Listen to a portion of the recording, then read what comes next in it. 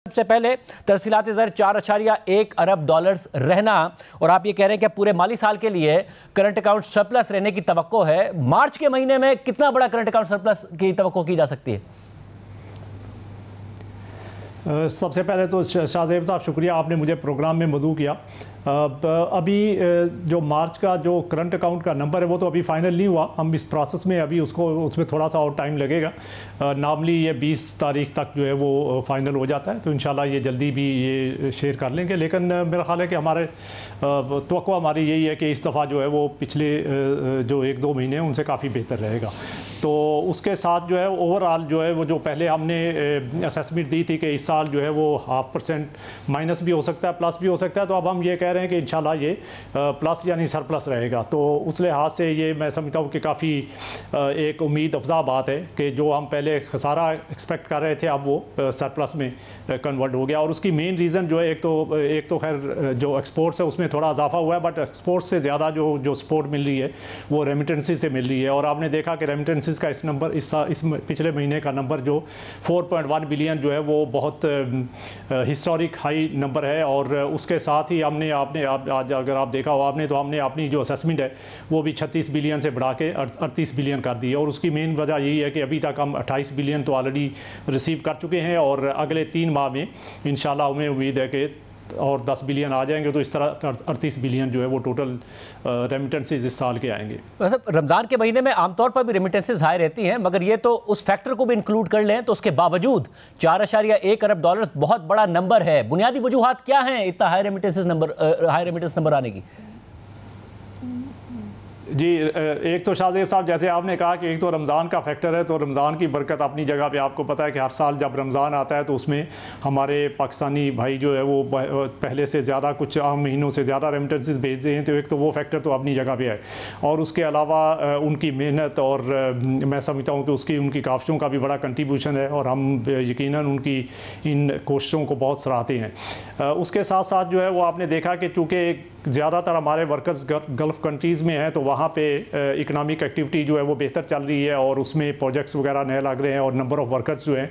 वो हमारे काफ़ी गए हैं गल्फ़ कंट्रीज़ के अंदर। तो यूएई और सऊदी अरेबिया दोनों के रेमिटेंसेस काफ़ी बड़े हैं। और लेकिन इसके साथ साथ कुछ फैक्टर जो दूसरे भी हैं। एक तो हमने इंसेंटिव स्कीम जो गवर्नमेंट की तरफ से जो रिवाइज़ की थी, तो इस साल का इंसेंटिव स्ट्रक्चर जो है वो बहुत बेहतर है as compared to previous year. उसका रिज़ल्ट ये है कि जो रेमिटेंसेस कुछ जो है वो इनफॉर्मल चैनल से आते थे तो वो कुछ डाइवर्ट हुए हैं। और उसके साथ साथ जो है वो आपने देखा होगा कि हमारा जो है वो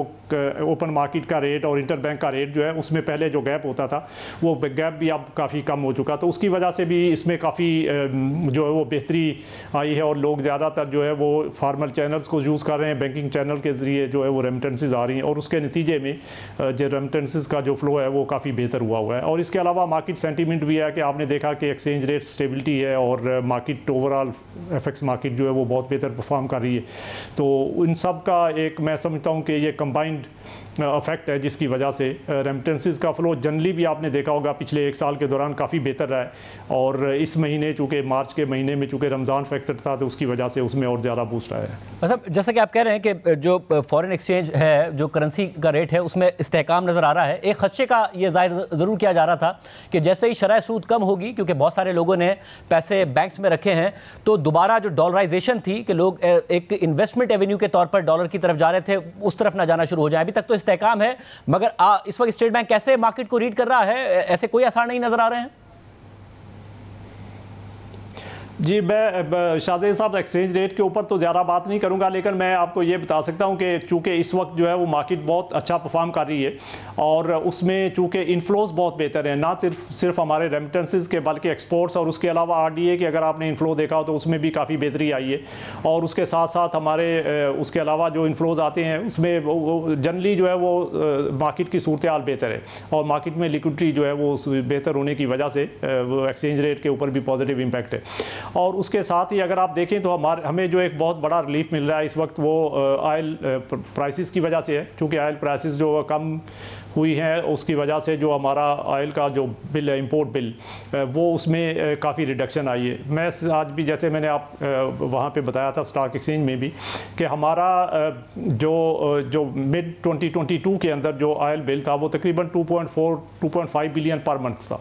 और अब इस वक्त जो करंट बिल है वो 1.4 बिलियन के करीब है। तो इसलिए इस तरह 1 बिलियन की तकरीबन जो है हमें ऑयल इंपोर्ट्स में जो है वो रिलीफ मिल रहा है, और साथ ही साथ जो है वो हमारी नॉन ऑयल इंपोर्ट्स जो हैं उसमें इंक्रीज़ हुआ है, लेकिन वो इंक्रीज़ आप समझे कि पहले अगर 3.3 बिलियन था 22 के अंदर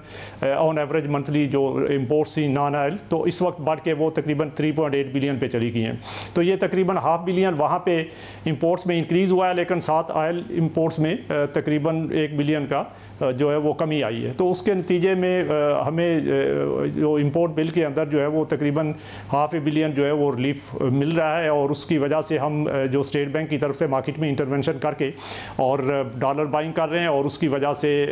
जो है हमारे रिजर्व्स को भी सपोर्ट मिल रही है, और साथ साथ जो है वो एक्सचेंज रेट को भी सपोर्ट मिल रही है। मतलब तकरीबन दिसंबर तक स्टेट बैंक ने $5.5 अरब मार्केट से बाय किए, और उसकी वजह से तवक्को ये थी कि हमारे ज़र मुबादला के ज़खायर बढ़ें, मगर 10.6 अरब डॉलर्स पर आए। $1 अरब तो ज़ाहिर चाइना का है, अगर वो वापस आ जाता है तो, मगर आप $14 अरब टारगेट कर रहे हैं जून के लिए, किस बुनियाद पर कर रहे हैं? क्योंकि करंट अकाउंट सरप्लस रहने के बावजूद स्टेट बैंक की तरफ से $5.5 अरब बोरो बाय करने के बावजूद मार्केट से, क्योंकि हमें बैरूनी कर्जे टारगेट से बहुत कम मिले, उसकी वजह से प्रेशर ही रहा फॉरेन एक्सचेंज रिजर्व्स पर। तो आप क्या एक्सपेक्ट कर रहे हैं कि बेहतर इनफ्लोज होंगे अब? जी, एक तो पिछले साल हमने जो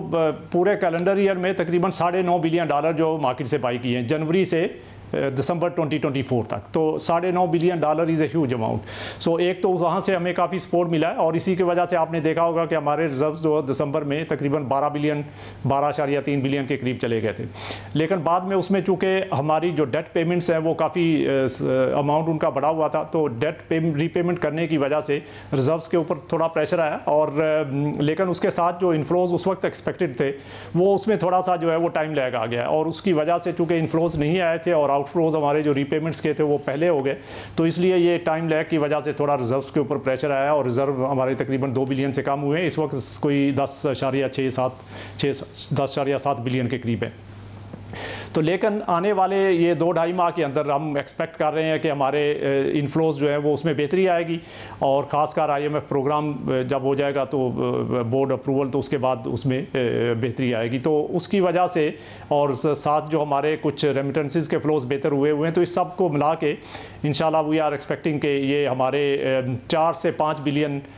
फर्दर जो है वो 30 जून से पहले आएंगे। और चूँकि हमने डेट रीपेमेंट्स ज़्यादातर ऑलरेडी कर ली हैं, आज भी जैसे मैंने बताया था कि टोटल हमारा रीपेबल अमाउंट जो है तकरीबन $10 बिलियन था, उसमें $8 बिलियन हम ऑलरेडी पे कर चुके हैं, तो तकरीबन $2 बिलियन हमने बाकी ये 2.5 माह के अंदर पे करना है, जबकि हमारे एक्सपेक्टेड इनफ्लोज जो है वो $4 से $5 बिलियन है। तो इसको आप देखें कि तकरीबन $2-3 बिलियन का तो हमें यहीं से इनफ्लोज से एक्सपेक्टेड है। फिर उसके अलावा हमारी मार्केट इंटरवेंशन भी हो रही हैं और कुछ दूसरे इनफ्लोज भी आ रहे हैं, तो ये सब मिला के हमने जो अब टारगेट रखा है रिजर्व्स का, जो कि पहले $13 बिलियन था जून के एंड तक, अब इंशाल्लाह बढ़ के वो $14 बिलियन तक जो है वो चले जाएंगे। तो वी आर एक्सपेक्टिंग कि एटलीस्ट $14 बिलियन रिजर्व्स जो है वो स्टेट बैंक उस लेवल को अचीव कर लेगा बाई एंड जून 2025। मतलब गुज़िश्ता मॉनेटरी पॉलिसी में जो कॉशियस स्टांस था वो इस बात पर भी था कि बैनुल अक़वामी मार्केट्स में अगर कोई तब्दीलियाँ आती हैं तो उसकी वजह से प्राइसेस में इजाफा हो सकता है, ये कंसर्न बहरहाल था। मगर अब तो जो कुछ सदर ट्रंप की तरफ से इकदाम हुए, आप खुद जिक्र कर रहे हैं कि तेल की कीमतों में कमी आई, जिससे पाकिस्तान के जो फॉरेन एक्सचेंज है वो भी बच रहा है, इन्फ्लेशन पे भी उसका जो है वो मनफी असर ही पड़ सकता है। मगर इस सारी सूरत हाल में आप अभी भी कह रहे हैं कि जो इस महीने से जो इन्फ्लेशन है उसके नंबर्स बढ़ना शुरू होंगे, अप्रैल से ज़ाहिर बेस इफेक्ट कम होना शुरू हो जाएगा, मई जून जुलाई में और कम रहेगा, अगस्त से तो सिंगल डिजिट में चला जाएगा। तो बेस इफेक्ट के अलावा महंगाई को किस तरीके से आप देख रहे हैं?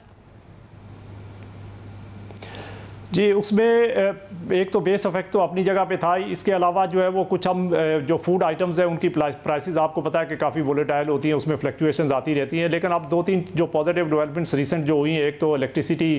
प्राइसेस चूँकि गवर्नमेंट ने कम की हैं उसका थोड़ा इम्पैक्ट आएगा, इसके साथ साथ जो ऑयल प्राइसेस कम हुई हैं उसका भी इम्पैक्ट आएगा। तो साथ में कमोडिटी प्राइसेस थोड़ी सी इंटरनेशनल मार्केट में अदर देन ऑयल जो है उसके ऊपर भी फ्लक्चुएशन हो रही है। तो ये सब चीज़ें जो है वो कंट्रीब्यूट कर रही हैं। बट हमारा अपना ख्याल ये कि चूँकि मार्च में इन्फ्लेशन बॉटम आउट हो गया है, तो अब अप्रैल में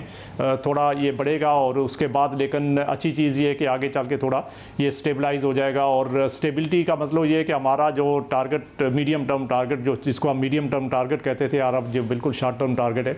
वो उसमें 5 to 7% हमने काफ़ी देर से रखा हुआ है। तो इंशाल्लाह हम इस 5 से 7% का जो स्टेट बैंक का जो और गवर्नमेंट का भी यही टारगेट है, तो इस टारगेट को इंशाल्लाह हम अचीव करेंगे और फिर इसमें इन्फ्लेशन को स्टेबलाइज करने की कोशिश करेंगे। सब और जो ग्लोबल मार्केट्स में अनसर्टेनिटी है, ज़ाहिर स्टेट बैंक मुसलसल राब्ते में होगा फाइनेंस मिनिस्ट्री के साथ, उसमें एक्सपोर्ट्स अगर गिरती हैं, रिसेशन की तरफ जाता है, पाकिस्तान कितना इम्पैक्ट पाकिस्तान के ऊपर उसका हो सकता है? चीन और अमेरिका तो बहरहाल अब एक बाकायदा ट्रेड वॉर में है।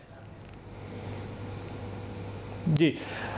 शाहजेब साहब, इसमें ज़्यादा जो इम्पैक्ट है, आपको पता है कि हमारी जो टोटल एक्सपोर्ट्स हैं तकरीबन 5.2 बिलियन डॉलर की हैं वो यूएस को, और उसमें से 4.2 बिलियन के करीब जो है वो सिर्फ टेक्सटाइल रिलेटेड प्रोडक्ट्स हैं। तो टेक्सटाइल के ऊपर जो है वो इम्पैक्ट उसका आएगा, लेकिन बहुत सारे एस्टीमेट्स आपने देखे हैं, जितने भी एस्टीमेट्स अभी मुख्तलिफ सोर्सेज से आए हैं, और हमारा अपना भी ये ख्याल है कि ये कंटेंट इम्पैक्ट होगा। लेकिन हमें जो रिलीफ एक्सपेक्टेड है, जो ऑयल प्राइसेस में जो बेहतरी आई है, उससे जो रिलीफ एक्सपेक्टेड है वो इस नेगेटिव इम्पैक्ट से बेहतर होगा। तो ओवरऑल मैं समझता हूँ कि इसमें हम पॉजिटिव इम्पैक्ट ही एक्सपेक्ट कर रहे हैं, लेकिन फिर भी हमें अपनी जो इंडस्ट्रीज़ हैं उसको, उस पर अगर कोई प्रेशर आता है तो उसको हमें देखना होगा, क्योंकि उसमें एम्प्लॉयमेंट के रिलेटेड प्रॉब्लम्स भी आते हैं और दूसरी चीज़ें भी आती हैं। तो हमें इंडस्ट्री को सपोर्ट करना है, और उसमें जहाँ भी कोई ज़्यादा नेगेटिव इम्पैक्ट आएगा तो गवर्नमेंट भी उसमें उसको इंशाल्लाह देख रही है, और हम भी स्टेट बैंक की तरफ से भी देखेंगे ताकि अपनी इंडस्ट्री के ऊपर जो है उसमें कोई नेगेटिव इम्पैक्ट ना आए। लेकिन ओवरऑल मैं समझता हूँ कि from country perspective and overall economic perspective जो है वो इसमें